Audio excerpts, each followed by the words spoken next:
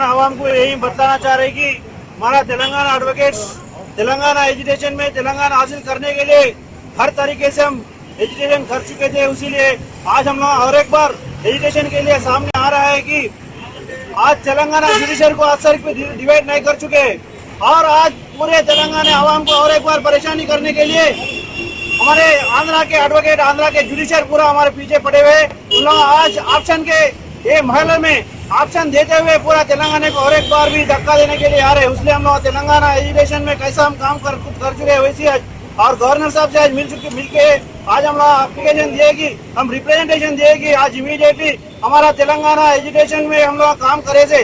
इसीलिए आज तेलंगाना पूरे आवाम को तेलंगाना जुडिशरी को एक धक्का देने के लिए पूरे उन लोग आंध्रा के जजेस पूरे उन लोगों का ऑप्शन दे चुके हैं। वो ऑप्शन को इमीडिएटली विड्रॉ कर लेना। अगर विड्रॉ नहीं करे तो जून 2 से फिर एक बार हम लोग काम करने के लिए फिर एक बार एजुटेशन करने के लिए सामने आ चुके हैं। आज पूरा हमारा प्रॉब्लम पूरे हम गवर्नर साहब को बता चुके हैं। गवर्नर साहब को पूरे मालूम है, पूरे एजुकेशन का बारे में पूरे गवर्नर साहब देख चुके हैं। तेलंगाना को किसी परेशानी है वो परेशानी को बताने के लिए उन लोगों को पूरे हम